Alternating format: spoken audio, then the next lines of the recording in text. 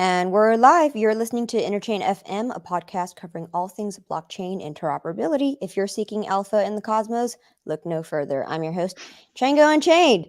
I'm pleased to announce that Interchain FM Stake is running a validator on Osmosis, and we are live on Restake apps. So if you want to auto compound, set it and forget it so that you don't have to manually come in and reinvest your staking rewards, you can do so now on Osmosis with Interchain FM Stake. And we are also live now on Umi and Comdex. So if you want to support the ongoing production of this channel, you can do so through those means. I'm here with Federico Kumar, who is the founder of Tarsus. Fede is an early cosmonaut. He and I were colleagues back when it was Tendermint. And we worked together all the way back, what was it, 2017 or was it 2018? Those years all mixed up. Yeah, started in 2018 officially. So 2018. Okay, Yeah. right. Yeah, and you know, Evmos started in the Ethermint days back when Jaquan and Ethan Buckman came up with a proof of concept and came up with this idea that, oh, wouldn't it be cool to put the EVM on top of Tendermint's proof of stake BFT engine, or sorry, Tendermint's BFT consensus engine, no staking. And you know, I think we could give those two guys credit for actually conceiving of this idea. They were one of the earliest ones to conceive of it, and then now, you know, 2022, we have all of these EVMs on top of proof of stake networks, and no one really talks too much about how these two guys kind of really started it back in the day. Yeah, Fede, is there anything about your background that I might have missed? Yeah, well, I was part of blockchain in Berkeley. I was a blockchain Berkeley with Sunny and also with my co-founders. So through Sunny was how I met the Cosmos team. So Tendermint had an office in Berkeley in the days. So I was able to meet Jay and all the core team that was located in the Bay Area. And then I started working on Peggy initially during my internship, which was a former name of Gravity Bridge. And then after that, I got an offer to work full-time as an engineer, first working on Voyager, which was the initial wallet of the Cosmos network. And afterwards, I transitioned to really cool. And that's how I got involved also with the Cosmos SDK. So after the team decided to spin out from Tendermint, I decided to stay and also work on the Cosmos SDK as a core engineer. And then I started working on numerous projects. And I've been working on Ethermint in particular since 2020. First through ChainSafe, I was one of the lead engineers there working on the project. And then I decided to create my own company and look for funding in order to finally ship the project, which we did with some minor inconveniences, but here we are after 5 years. Yeah, right. Project. We're going to talk about those minor inconveniences today, but yeah, it has been sort of a 5-year-long journey, hasn't it? Because when I joined Tendermint, this was summer of 2017. Ethermint was actually being built by Adrian Brink, and then maybe 1.5 years passed, and then it got passed to Alex Bez. And then it just, the ball kept passing to, from one engineer to the next. And then it finally landed in your lap, right? And this was maybe only a few months ago. And then now you guys have done your maiden launch, and here we are. Yeah, exactly. So the project itself was initially, as you mentioned before, a proof of concept. It was mostly to show the strength of the Tendermint consensus engine, basically by pulling the EVM on top of Tendermint. And afterwards, it started to transition slowly into Cosmos. When the Cosmos SDK was finally live, there was this initial push of migrating the initial Ethermint that was only on top of Tendermint to be a full Cosmos SDK-based chain, and that's where Bez Jackson Poling, who was also first hired at Tendermint to be the PM for Ethermint, and then the ChainSafe team took over the project and started working on it, and finally we were the ones that were able to deliver after so long. Right, yeah, and the V1 architecture of this product was such that they wanted to put the entire EVM as the state machine on top of Tendermint consensus. But then V2 came around and they thought, okay, the better idea was to implement geth as a Cosmos SDK module and then allow anyone to pull in that module to run an EVM on their own Cosmos app chain. So it was not the entire code base from geth. It was only the EVM itself. So when you receive a transaction, instead of processing it using geth and probabilistic finality, during the step where the transaction is processed and the state transaction needs to be executed, you run it against, you create a new EVM for that transaction, and then you run it against EVM from geth.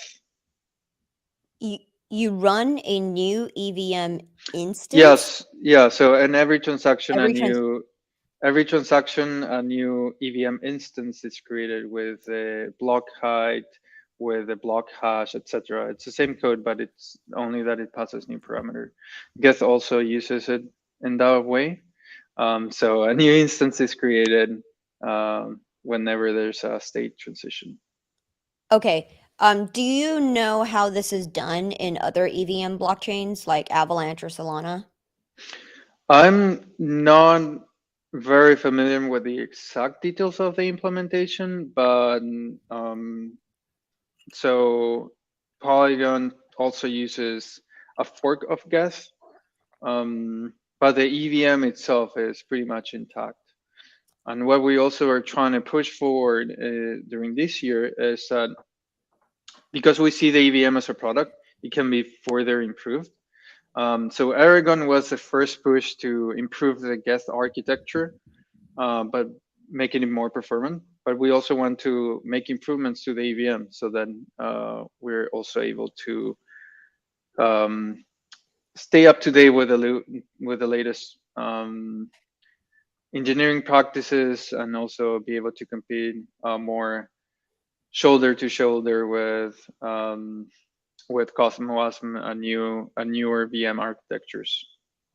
And if you implemented improvements upon the existing EVM, would that hurt composability with like ETH1, for example? So we're still using geth, but so some of the changes that we plan to do are in regards to adding IVC precompiles and other contract precompiles that are able to enable the communication between Cosmos SDK modules and the EVM. So one particular example is an IVC precompile in order to call other EVMs. So within all the application IVC application modules will be, so imagine someone is making executing a transfer directly from Ethereum through Nomad bridge to Evmos. Nomad itself, based on the arguments from the contract, could know if the initial asset was meant to be only held on Evmos, or was it going to be, or the purpose of that token was to be routed through Evmos to another chain. So you could also implement Evmos as a router chain for EVM tokens. Another concrete example for an IVC precompile that we're really excited to work on this year is staking and slashing for collateral purposes. So imagine right now that you have to put your tokens as collateral in order on different DeFi applications. But if you're able to put your already staked tokens as collateral and slash those in case there's yeah, in case there's like a liquidation event or something like that, you don't need to put extra tokens for collateral, and you could just put your stake and sort of like double stake them in some way. So is that like superfluid staking, but you're superfluid staking back to a Ethereum DeFi app? No, it's not like superfluid staking in the sense that you're creating a new token. It's in the way that you're authorizing the application to slash your stake tokens. If there's a liquidation event, or if you use a collateral for that application, you basically authorize the app to slash in case there's a liquidation, and for what amount, and then you put those tokens into the collateral. You're able to get a loan, for example, and then if there's a liquidation, you can slash the user's funds. Okay, am I understanding it correctly that the source chain is on Evmos, and maybe the token is a staking token, and you're saying that you could stake it and you could use it as liquid collateral on an Ethereum DeFi app for lending out? Those are different, not on Ethereum but on Evmos. So applications on Evmos could use staked Evmos as collateral without having to necessarily create a new token. Okay, all right. So it's liquid staking with Evmos tokens, but for DeFi apps on Evmos. Yeah, exactly. Okay, got it. All right. Sorry for the confusion, guys. Okay, now. Totally fine. All right. So now that we've got that cleared up, let's talk about the chronological order of events that unfolded in the last couple of weeks. Okay, so critical vulnerability was found post mainnet launch. Subsequently, the validator set needed to upgrade. But then the patch was buggy. Else the validators that were upgrading didn't maintain the JSON file that kept a snapshot of the current state of the blockchain, and so 5 of them double signed, and then we ended up here where it was decided that it was better to just have the chain be halted while the team fixed issues and came up with a go forward strategy. Is that kind of... So the upgrade itself, so the patch itself wasn't buggy. What was buggy was the patch from the vulnerability, I mean, was not buggy, but the upgrade procedure had a bug. And so the upgrade, what happened is the automatic upgrade failed.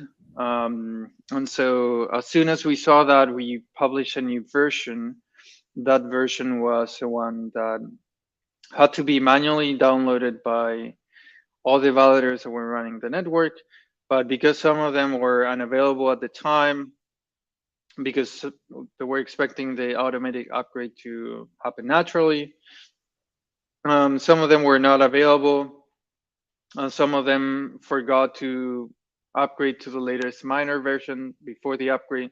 There was the one that was actually setting the code for the upgrade. So instead of going through a governance proposal in order to plan the upgrade, we instead created a new minor patch version initially that set the upgrade to the blockchain state, so that it didn't have to be manual. It didn't have to wait for the full governance voting period.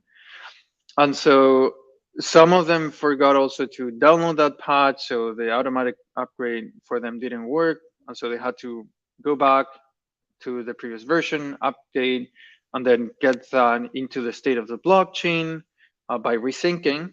And then finally, they were able to manually upgrade to the one that had the patch for the upgrade that was failing. So there were numerous reasons, but in the end, we weren't able to get enough quorum for these and the reasons that we wrote on the postmortem. The manual upgrade process failed, and that was what caused the chain into like a stale mode, to be in a stale mode, where we didn't reach consensus to start producing the new blocks. Usually what happens, and this has already happened with other blockchains in the ecosystem, that the automatic upgrade process fails for whatever reason. And there needs to be a manual update at that height. And usually this process goes smoothly, but because of the multiple reasons that I mentioned, we weren't able to coordinate enough voting power in order to start producing new blocks. So yeah, the TLDR is the patch was successfully fixed, and that's actually why we released the vulnerability publicly, because if it wasn't fixed, we would not have disclosed the vulnerability. So the patch worked. The main thing that failed was the automated upgrade procedure. All right. And what would you say is the biggest contributing factor that caused the chain to halt initially? What I'm trying to get at is, people are wondering whether or not this is isolated to the Evmos launch, or whether this is something more pathological that could affect other launches of SDK app chains. So the chain was expected to halt, and that's what some people were asking about. Also, again, we've been getting a lot of questions regarding that, like why did the chain halt? And the chain was expected to halt due to the upgrade, was expected to halt and then automatically download the new version and then resume. And the resuming part was the one that failed. This has nothing to do with the SDK or any of the Evmos modules. It was just a fail automatic upgrade, and then which failed to be in the resuming process as well shortly afterwards. Would you say that a big factor could have been from the large surface area, from the Rektdrop, due to all the complicated integrations you needed to implement from all the different DeFi apps and also looking at IVC apps? Would you say that that surface area led to any such bugs and contributed to added complexity for a launch or a chain resumption? So that's a great point, but it doesn't have to do anything with the failed upgrade. But yes, the Evmos chain has a way larger surface area than any of the other Cosmos chain in the ecosystem. Not only because we're running the EVM, which already has its additional surface area of attacks. So we're adding a new dependency that in this case is Go Ethereum, into the Evmos chain, but we're also, in order to support all the applications on Ethereum that usually run seamlessly on Ethereum, we also had to create new key types in order to support these functionality. So the keys that are used on Evmos are the same ones that you have on Ethereum. So that's why you're able to switch networks from your Ethereum on MetaMask to Evmos or MetaMask without having to change any, without the address having to change necessarily. And that's also the reason why the Cosmos addresses or the Cosmos keys that usually you find on Kepler are not supported on Evmos, because we want to support all of the Ethereum applications and Ethereum DeFi. And that's why we had to implement the functionality in order to migrate the claiming records from your Cosmos eligible account to your Ethereum eligible account. So it's a cross-chain attestation of keys, basically. You're sending an IVC transfer to the key that you own on Evmos in order to migrate all the tokens that you were airdropped. And that was part of the vulnerability that was found. you can read more on the security disclosure that we wrote. And what was the percentage of users on Ethereum who claimed this Rektdrop compared to the percentage of Cosmos users that claimed it? We don't have that data now. We're doing a lot of so we're doing some data analysis in order to put that into consideration for our final decision, whether we want to reset the chain or want to restart at the latest height. As I mentioned during the community call on Tuesday, we think that resetting the chain to zero is a pretty extreme decision, because it will hurt the credibility of the chain, more of the chain and like of the state of the blockchain. And yeah, so we don't have that data, and that's going to be included in the that's going to be live on the dashboard as well. So we're going to be able to display that information live.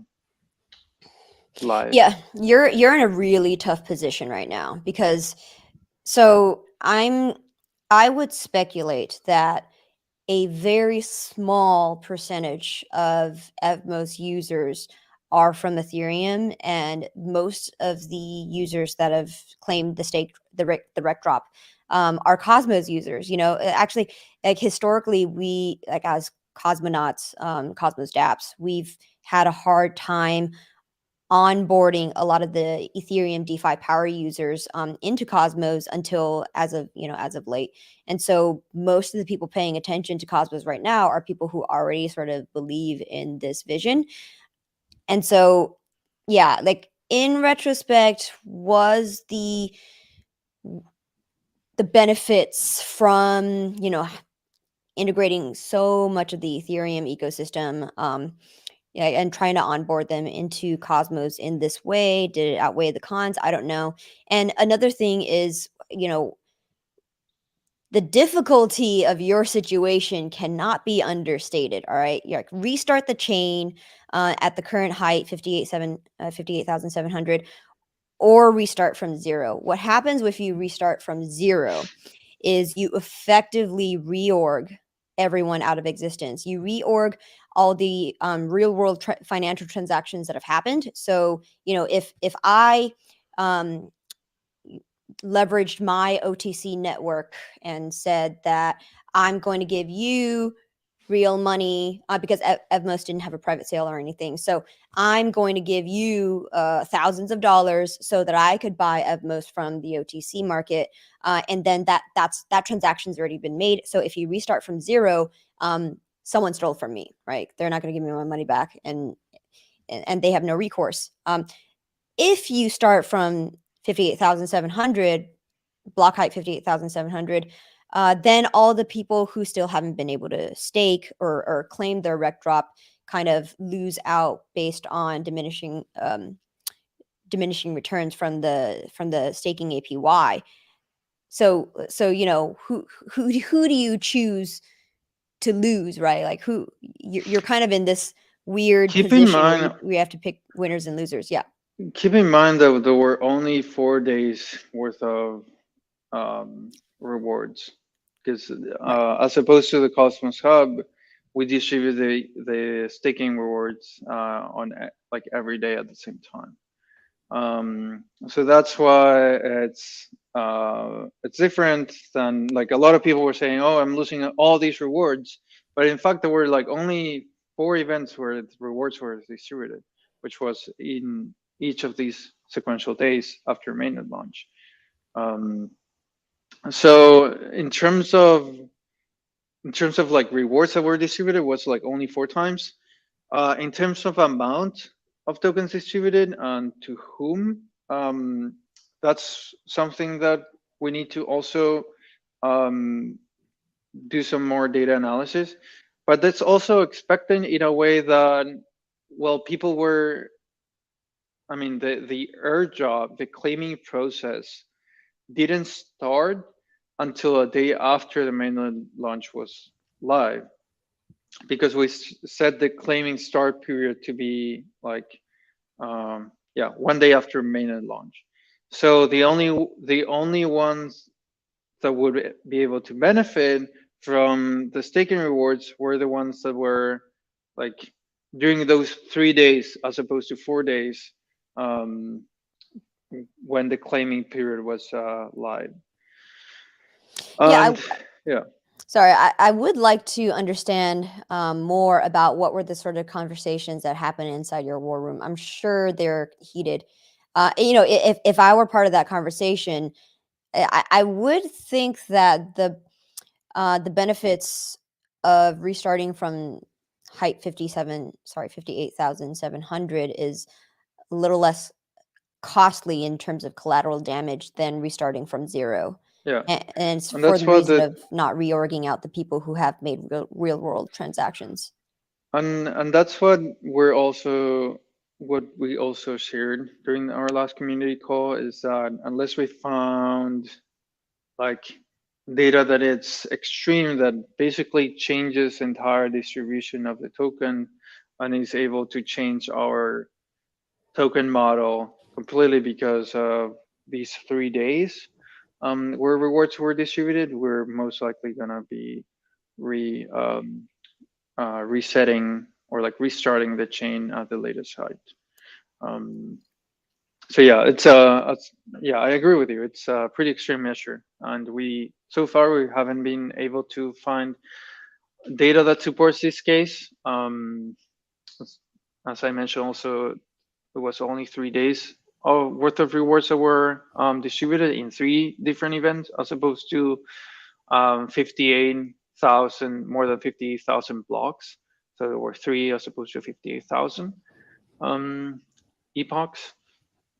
And yeah, and in general, I agree with you that, but we need to do more data analysis in order to fully support and yeah, publish that information of that data analysis so that it's also reproducible by whoever wants to check our data and it's fully transparent.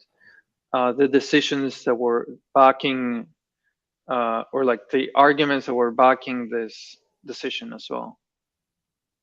Yeah, given that you still need to do that as well as provide a fix and a path to resuming the chain, do you have an estimate about when the chain will be relaunched? So I don't have a fixed estimate at the moment because we're heads down working on not only well, the patch for the vulnerability, as I mentioned before, is fixed. We're adding additional functionality in order an additional QA and testing processes in order to ensure that once we resume, the chain is gonna have the best user experience that we want for our users. And that not only involves the claiming process, but that also involves another IVC component, or IVC middleware, as it's called, in order to unstuck the funds that were sent over to invalid addresses. So if you have an invalid address that was transferred to the from Cosmos to your Cosmos key on Evmos, um, because of the ledger, the Kepler issue that was displaying your wrong addresses for Evmos that were not supported. Some people were able to transfer by following some guides for claiming that were incorrect because of that. And then we're trying to fix those issues, but also by introducing this additional component to be able to withdraw the tokens from the Evmos chain back to the original chains. Yeah, Evmos actually turned out unintentionally to be the sort of theoretical vulnerability that the Cosmos architecture presents, which is, remember back in the day, before we had all these different live IBC app chains, we were saying that, okay, what happens when, let's say, a chain that has probabilistic finality, a user sends funds from that chain into a Cosmos chain, and then let's say the Cosmos chain gets corrupted or something bad happens, but many epochs have already gone by on Ethereum, and those monies have already been sent to the Cosmos chain. How is that vulnerability sort of reconciled, right? And Jay's answer was always, okay, well, we're going to have to halt the chain and allow governance to figure out a solution to resume that problem. And so actually, I think Evmos is actually the real life case study for what happens when that happens. Yeah, so I think our main challenge here is how do we bring the Cosmos ecosystem to Ethereum and vice versa. And I think that's very challenging, not only in terms of integration of all these of the addresses of the keys that support the Ethereum addresses, of all the functionality regarding the EVM, but also how to still connect seamlessly with the applications on Cosmos through IVC. And I think a lot of these components just needed additional like QA process in order to ensure that everything was okay. Because when we're one of the only teams in the ecosystem that has behavior driven tests against specification. We have enabled like all our CI automated testing processes and everything. Our test coverage is really high, but it's in these integrations with external tools, external chains, where it kind of failed in some way because we didn't have a testing environment. And we're throughout these past few weeks, we've been also collaborating closely with the IVC team in order to add the functionality to the IVC package to test configurations of chains that weren't previously supported, because it was only supporting Cosmos to Cosmos chains, but not Cosmos to EVM-based chains that are also on the Cosmos SDK. Also, the fact that we have a different precision number than most of the Cosmos chains, we have 18 decimals of precision for the Evmos tokens as opposed to 6. That also changes the scenario a bit for us. So as I mentioned, there are like different layers of surface of attacks that could potentially damage us, but we're setting everything in place and to make sure that that doesn't happen again. And we're setting our QA and testing processes internally so that we improve our engineering standards. But we're also writing guides for what happens if an automated procedure for upgrades fails. How can we also help out the Cosmos ecosystem, and how can they also learn from our mistakes? And we're going to publish everything so that it can serve also as a reference point for other engineering teams. Mm-hmm. Why were the design decisions made such that you wanted to move away from the sort of your garden variety Cosmos SDK parameters? So like for example, in the particular case of the decimals, most of the Ethereum tooling expects the Ether or like the base EVM denomination to have 18 decimals of precisions. And most of the tools were failing if you weren't supporting that.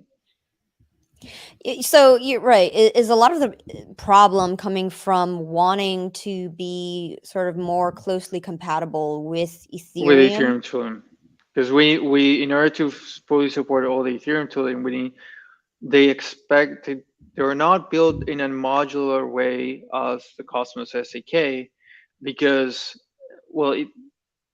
geth or Ethereum itself is not a framework. there's no Ethereum SDK, so to say, so that you can build your EVM-based chains with different parameters or different configurations. They expect it to be always in the same way. And luckily, the Cosmos SDK is pretty flexible so that it allowed us to change the decimal precision for the token in order to support 18 decimals and be fully compatible with Ethereum. This wasn't such a big change. It was only changing the decimal and ensuring that everything worked with the tests and everything. But this is something that, yeah, we were able to, yeah, we had to change in order to fully support the EVM infrastructure. Okay, now let me ask you this. Chronos is another SDK app chain that also does something similar, right? EVM on proof of stake, and was built with Cosmos SDK. Why was it that they didn't run into such issues, even though they're also meant to solve the same problem? It's mostly design decisions. So Chronos uses our Ethermint library that we maintain, but it's the additional functionality and the additional user experience decisions that led us to like not support the Cosmos keys and enable additional functionality for MetaMask users to be able to sign Cosmos transaction. So that's something, a functionality that we added in order to improve the user experience from MetaMask users, but also we've been working closely with Kepler. So we wanted to ensure the full user experience for Kepler users to be able to sign Cosmos transactions and Ethereum transactions, and MetaMask users to be able to sign also sign MetaMask users to be able to sign Ethereum and Cosmos transactions. And the other point here is that Chronos uses the CRO token from the crypto.org chain as the EVM token. So what they did is, instead of having a native asset as a native denomination for their EVM, they are transferring the CRO tokens via IVC from crypto.org to Chronos, and that's the staking denomination and the EVM denomination. And the CRO token has 6 decimals as well. Whenever they transfer it to Chronos from the crypto.org chain, they add 12 decimals of precision, and whenever they transfer it back to crypto.org, they trim those 12 decimals of precision in order to be supported by Chronos, by crypto.org. Okay. And what was the thinking behind wanting to support this natively on Evmos rather than kind of export the functionality demands to a bridge, for example, like Gravity or Nomad or whatever? Right? Because it seems like you're wanting to skip a bridging step and have EVM or sorry, ETH directly natively integrated into Evmos. I don't think I'm understanding the question. I'm not sure what you mean with exporting it to bridges. Like, yeah, like, you know, ERC20 support and converting that into something that is understandable on Evmos, for example. You know, it's like usually for other Cosmos app chains, they use, you know, you could use like Gravity Bridge to kind of move these tokens over without the app chain itself supporting, I don't know, like MetaMask natively, for example, and just Because like those chains are not EVM chain. All the EVM or like Gravity Bridge and all the chains that implement Gravity Bridge like UMI, they're not natively EVM based chains. They don't have EVM compatibility. So whenever they bring the token from Ethereum to their chain, they're representing it on the Cosmos environment. Whenever we're bridging, and because we don't want to maintain a validator secure bridge, because we don't want our validators to run that infrastructure, and we want to be just the basic layer of infrastructure for all these applications to be deployed, and we don't want to make any like preferences. We don't need to have a canonical bridge that's maintained by the chain, and we want to export that, as you mentioned. We have different bridges that bridge those tokens over from those EVM chains to Evmos, and that token is represented within the EVM. Now, in order for that token to be fully interoperable with IVC, that token needs to be converted or be like modified in order to be converted to a Cosmos representation of that same ERC20 token to be able to be transferred out to other chains. So if we didn't have that functionality, the tokens would be isolated only within the scope of the EVM and wouldn't be interoperable. And this was the main change that we implemented when rebranding from Ethermint to Evmos. Is previously Ethermint was only just a EVM, and it was an EVM on Cosmos, but the EVM was not interoperable. And in order to fully support interoperability from the EVM to the rest of the Cosmos ecosystem, we needed to implement all this additional functionality in order for assets to flow from one chain to another and into the EVM. Well, if you look at Polygon and different Ethereum layer 2s, or if you look at Avalanche and Solana, you still need to use a bridge. And those teams maintain their own bridges, even though they're like trusted bridges, right? It's like run by their own team of like, I don't know, three out of four multi-sig holders, for example, which is why it works so great and it is completely centralized. But like why isn't it done this way, right? It does actually kind of separate concerns a little bit, makes it a little bit cleaner, even though there is more trust involved in that setup. Yeah, so adding a bridge to the architecture that we wanted to the Evmos architecture would have delayed us like 6 more months or so in order to have those tokens fully interoperable also with the EVM. It would also increase the surface of attacks or of vulnerabilities for the Evmos chains, because now we are not only having to take care of the EVM, of the Cosmos component, of all the new keys integrated, and all the different precision and supporting like all the tools from Cosmos and Ethereum, but now we would have to add a bridge that needs to be maintained not only on the Evmos side, but also on the Ethereum side, and run by validators and maintain that infrastructure and collaborate with that infrastructure. So it's additional maintenance. And back in the days, the state bloat, when we decided not to include it, the state bloat of the Gravity Bridge was pretty big. I remember some members from the UMI team before it was fully refactored and this state bloat was somewhat improved, that it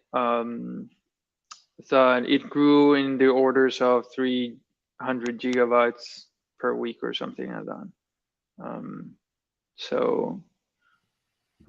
Or like in the duration of the testnet so far. When I asked, I don't remember how long it was, but it was pretty significant. And maintaining an EVM is also quite costly for validators because you need to store also the contracts on the accounts from that EVM and the code and the storage state. So it was a decision that we took in order to not further have to support that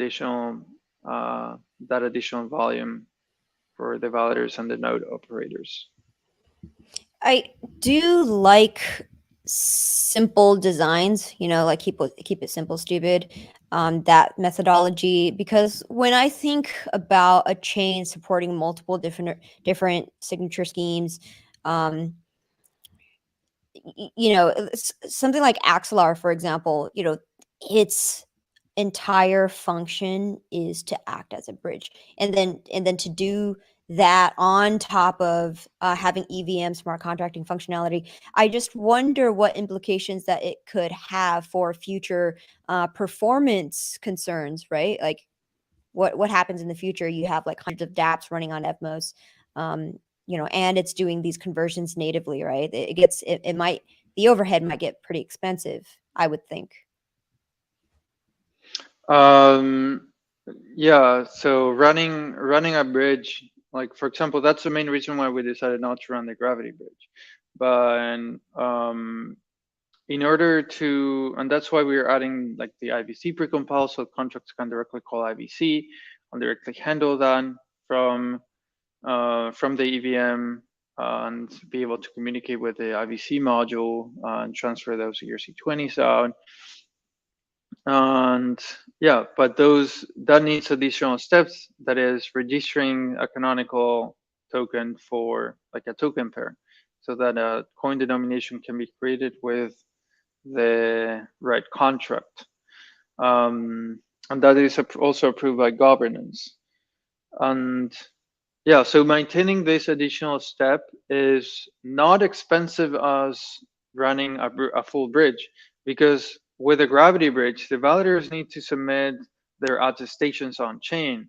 So for each round of tokens that are batched and transferred from Cosmos to Evmos, Cosmos to Ethereum and vice versa, you need to submit attestations.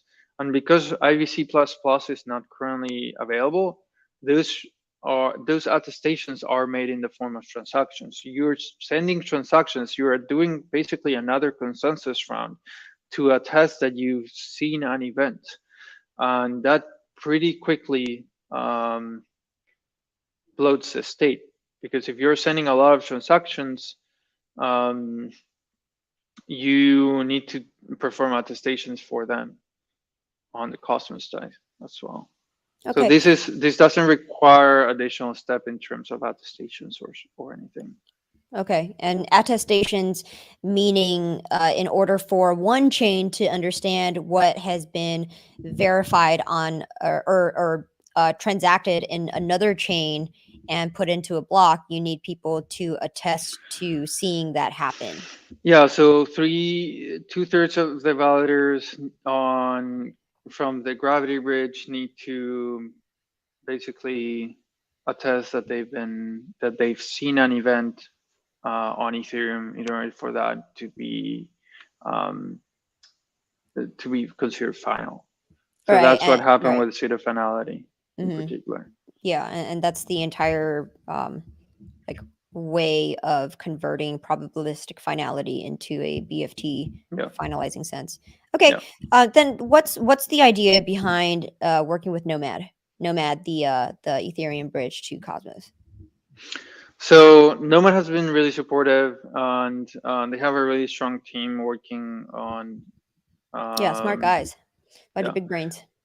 Yeah, and working on bridge implementation that will be able to bridge a lot of assets from not only from Ethereum but other connected EVM chains into Evmos and the rest of the Cosmos ecosystem. So we're really excited to work with them. Initially, they were supporting our testnet, and they were able to test that functionality using Kovan and other testnet on Polygon as well, like the Mumbai testnet, with Evmos directly. I'm really excited for them to be able to breach all these tokens to Evmos and then to the rest of the Cosmos ecosystem. Okay, so the big question that people watching Evmos have on their minds is, will Evmos be de facto EVM gateway to and from the IVC ecosystem? or because of its ease of forkability, will it lose its footing and get taken over by another team who wants to compete with you to become the EVM gateway into the Cosmos? What are your thoughts? So we have pretty strong arguments for why that might not happen. The first one is that we are the core maintainers of the Ethereum library and the EVM module. So the core maintainers of Evmos are also the core maintainers of the EVM. So everything in terms of functionality that gets added to the EVM will be deployed to Evmos first. Um, the second argument is that we implemented novel token economics so that not only validators or miners as in Ethereum are incentivized, but also developers and users equally through our dApp Store marketplace model on our usage incentive rewards. So that users that interact with smart contracts are able to be eligible for rewards, pretty much like an on-chain gas drop that we implemented on for the Rektdrop. And developers will be also able to collect 50% of the transaction fees for the transactions that interact with the contracts. So we have a pretty strong token economics and pretty strong team that will also be integrating additional functionality in terms of IVC, decentralized governance, etc., and integration of different tools. So we also integrated EIP 712 so that MetaMask could directly sign Cosmos transactions. And if you've used Evmos.me, you probably interacted with it, so you can stake directly using the MetaMask, and that's completely novel. So we're integrating it not only from a protocol level, but also from a product perspective. We're integrating like all the user experience that we wanted into the products and into the protocol. Yeah, and first mover advantage is pretty huge. But at the same time, there's still risk of, the core development doing most of the heavy lifting, and then for somebody to build on all of that work and then maybe do better business development. Who knows, right? Like somebody else could be stronger in a different area. Yeah, true. We've been also working super hard. We have Liam from our team that has been able to talk with multiple teams in terms of business development. I think I agree with you. It's a very underestimated task for, especially for other VM chains. So Cosmos, like other Cosmos applications don't necessarily run into these issues. But for an EVM chain, this is pretty important.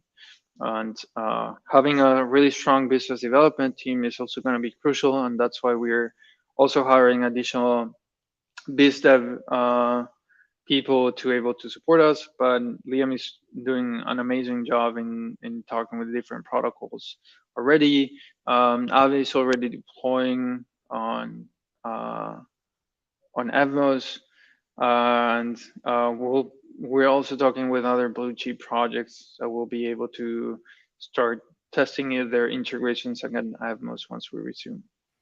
Okay, that's pretty bullish. Okay, you've gotten Aave to come on board. Anybody else that you want to name, like any other DeFi app? Well, besides so initially we wanted to focus on the infrastructure. So all the basic layers for other DeFi apps to just come and deploy. So the graph, oracles, indexers, node operators, everything that is currently supported. And yeah, Aave,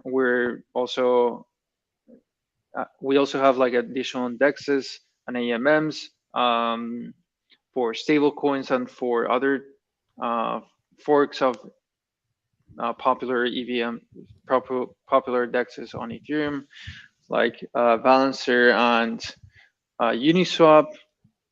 And we also have a bunch of NFTs projects that are currently being deployed on Evmos. There's a CryptoPunks fork also to be deployed, and there's a new one that Is it CryptoFunks? I think so. The one with the And purple border.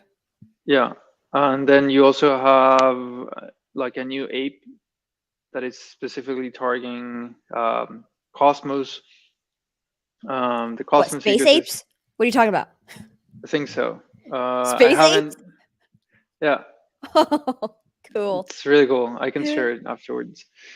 Under NFT marketplaces. So if you go to there's Tarsus on GitHub, and then you go to Awesome. I'm gonna. And we'll link this all in the show notes anyway, so people could follow along. Yeah, Ours is so awesome. DeFi, we have liquid staking. We have Diffusion, who is working on an AMM. We have Evmos Doge, an Evmos Shiba. Are those the ones that Frax. are the Evmos Doge and Shiba the ones that are the same ones on Ethereum ported over, or is it another team? I think it's another team working on additional functionality that will be enabled with Evmos and interoperability. So all these new projects that are not blue chips from the Ethereum ecosystem are going to be the first movers, and will be able to capture a lot of value by integrating directly through interoperability with the rest of the ecosystem. I don't know. It will be really cool to see like an Evmos Shiva Chihuahua pool on Osmosis, We'll or have a something like that. Sheebmos. Yeah, we'll have an Shibmos, Evmos yeah. pup mos. Yeah. I'll take a question from the audience right now. Satoshi B asks, first question, will it ever launch? Ha ha ha.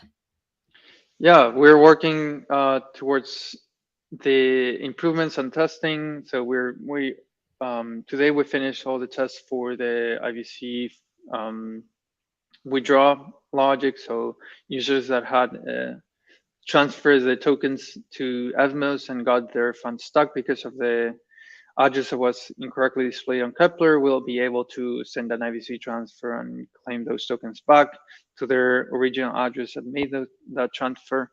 And we're also gonna be releasing with a dashboard as soon as it's already. We already integrating MetaMask and Kepler support directly on the application, so that you can use both with or without Ledger for signing Cosmos and EVM transactions, for governance, for staking, and also for doing IVC transfers. Okay, and what's notable about your tokenomics model such that it distinguishes Evmos from any other future competitors to come? Is that a question from the? No, that's just my question. Okay. Yeah, because I didn't see that.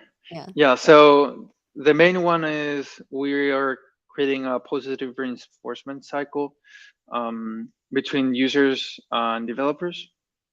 So users will be able to get user rewards as when they interact with the DeFi apps. So every time they use, they will be getting transaction fees back, and they will able to get up to 120% of all the fees that they've spent on that application. So they're able to effectively get income from interacting with this application. So it's the same model that we have for LP incentives, but for interacting with smart contracts.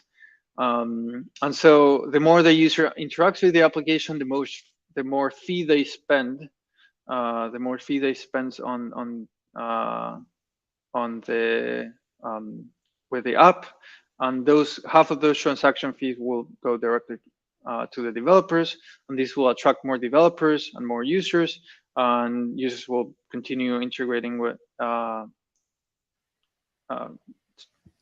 integrating with the different applications, and it's going to be like a marketplace in some way. So it's like a proof of usage, right? It's like gas based. Yeah, it's LP gas based. rewards. On Ethereum? No, on Evmos. On Evmos? Oh, the amount of fees that are burned on Evmos. Okay, I Exactly. understand now. Okay, so then do the rewards greatly outweigh the cost of the fees that I've burned spending it on whatever usage? Do the rewards? No, they're capped. They're capped. Yeah. For Okay, the then user incentives, because otherwise you could create bots in order to interact with it. right, you could just spam Evmos, right? Through Yeah, like any single they're dApp. capped, and and that cap is defined by governance. So if governance decides to decrease or increase that cap, that's totally possible. Okay, why do it this way instead of just like, do your vanilla, reward you for putting up collateral for like an AMM or whatever? Because that's pretty. So like the main problem that we saw with the rest of the EVM ecosystem is that they have liquidity mining programs that are, in our beliefs, not reflective on the popular usage of different applications, or they're not able to fund new applications and new users. So that's why the rewards will be directly be allocated to the users that interact with the blockchain the most, as opposed to the foundation or the core team deciding for the ecosystem on which are going to be the applications that are going to be receiving some of the tokens. I don't know. I'd argue that it's worked sort of well, in that we have an unofficial way that this has been implemented, which is all the different teams that have launched apps, Stargaze, Desmos, Persistence, what have you.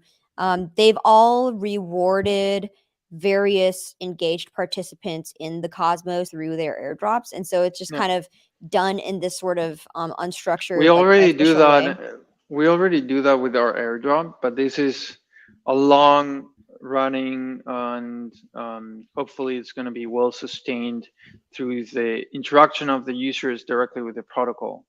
Yeah, And this is why a percentage of the rewards go directly to the user incentives. sure. I mean, what then happens when, let's say, you've got multiple AMMs launched and DEX is launched on Evmos, similarly to how there's a ton of them on Ethereum, and you've got a whole bunch of extractable value from these apps, and subsequently incentivizes people to build our bots that then scour the Evmos mempool, and then like most of the mempool is just filled up by arbitrage bots, just like sandwiching people. Um, wouldn't most of those funds go towards the bots and the operators of the bots? So no, because it's a shared based system. So the more you interact, so like you get fees allocated to the ratio of your gas spent versus the total amount of gas spent on that contract during an X amount of time. So Okay, so it that just like dilutes users. it dilutes users' rewards. Okay. So Okay. you're not able to do that. And also, in terms of, since we don't have the prioritized mempool, at the moment it's not possible unless there's I mean, yeah, gas priority mempool. How then is it? How then do? like a fee prioritized mempool and Tendermint is not currently implemented on the SDK. Yeah, though validators can. I mean, they still order transactions in however they want. I mean, they will need to. I mean, sure, but it's a complex scenario where you need to fork Tendermint. It's not natively supported. You need to fork Tendermint and then integrate whatever logic you want. Or like, yeah. Who would Basically. need to fork Tendermint? What do you? What I'm sorry, I'm not getting what you mean. So in order to support prioritized transaction, it's not natively supported on the mempool. Oh, right. So No, you need but to yeah, fork Tendermint, sure. integrate the logic into the mempool in order to support it, and then Oh no, restart your yeah. node. I mean, the problem still exists in Tendermint where validators still, like the one proposing the block, is still ordering transactions in a certain way, like Well, regardless of gas price. it's a FIFO queue, so it's the first in, first out. So yeah. Okay. Sure. All right. Yeah, that's most of my questions. I do have, I guess, one more question from the audience, and he says, "I don't suppose they're using Akash, are they?" For like internal testnet, or like we are currently talking to Akash and a few validators in the ecosystem that they're Yeah, you gonna. would only use Akash for, I guess, your for validators. Yeah, exactly, on node operators. Yeah, so that wouldn't be the Evmos team Yeah. directly. Adam asks, "Is the fee refund not just going to get spammed by bots?" Which is what I asked. Not because of the cap and the fact that you get diluted. Um, so it's the ratio of your gas spent divided by the total amount of gas spent on that contract during the period, or the epoch in this case. Yeah, and we did go a lot deeper in it like just a few minutes ago, so you could just, I don't know, rewind the track or something. But yeah, that covers all of the questions that I have, and I don't believe that the audience has any more questions that I'm seeing. So yeah, that concludes this show. I do want to talk about something that is completely unrelated to Evmos that happened today, which is, I think, an important PSA for everyone who is actively involved in crypto. So today, just this morning, somebody, like a crypto person, got like robbed at gunpoint now, so that's happening to people now. Yeah, and I do want to reiterate the importance of safety, of like physical safety, actually. Like we've seen $5 wrench attacks occurring now in person. So yeah, me living in the United States, we do have the Second Amendment rights, so uh, I think that is important. I don't know if you have anything to add to that, Fede, as somebody who lives in Europe, but I think the first line of attack for, or like the first line of defense, is protecting against SIM swaps. right, We had a colleague of us, remember Chango, that got SIM swap.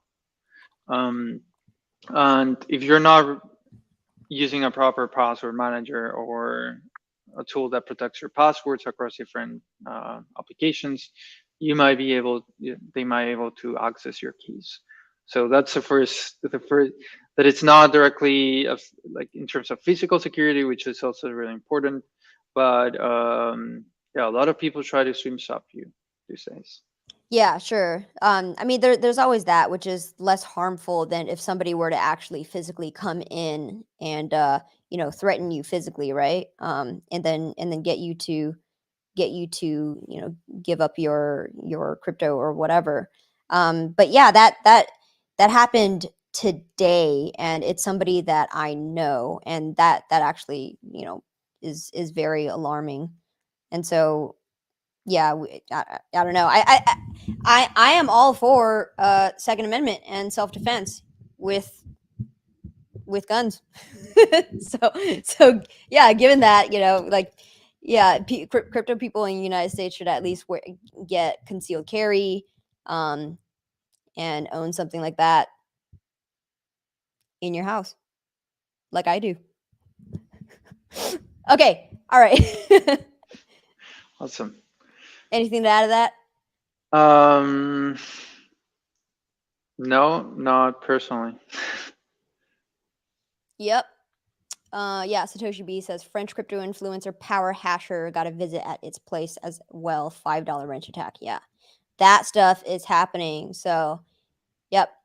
Like people like Jameson Lopp, actually, who is a like big personality on Twitter, well known. He's gotten swatted before, and he also communicates that he is well equipped in his house. So like it would cost more to fuck with someone who owns guns than someone who doesn't, right? Adrian says, Chango, your name sounds like someone that knows how to handle a gun. Just saying. That's right. Don't fuck with me. All right. I do own guns. I have 2 in my house right now. Anyway, so yeah, and where where I am, we have a lot of gun ranges, and I practice. Satoshi says, well, his funds are multi-sig with friends anyway. Oh, he's talking about LOP, I think. Yeah. Anyway, so yeah, that's that's the end of the show. That's something that we don't usually talk about on this episode, but I think it is important for us to talk about stuff that happens in real life, not just in the theoretical as well. Yeah. Adrian says the baddies don't know it. They don't watch the stream. Fair enough. Anyway, those people tend to target traders, not necessarily builders anyway. So, yeah, that's just something that is interesting to know. But yeah, thanks everyone for tuning into Interchain FM. Thank you to Brian Luke for supporting me in the production of these shows. And be sure to subscribe to this YouTube channel and like this video so that we could rank higher in the SEO rankings. Thank you so much for your support. I get so many people commenting that we don't get enough views on YouTube, and I agree with you. That's why you gotta like it and rank it higher on the YouTube algorithms. Okay, so that's how you support the show. And the other way you could support is by delegating to Interchain FM stake.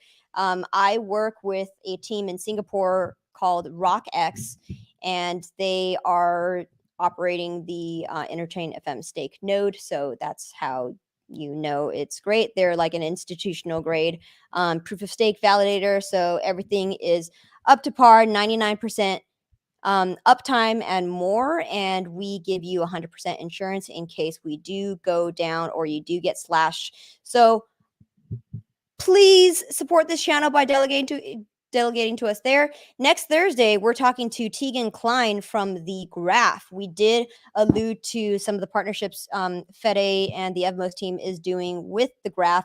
And so, yeah, we could further deep dive into that with Tegan next week. So stay tuned for that. All right. Bye, everyone. Bye, everyone. Thanks for listening.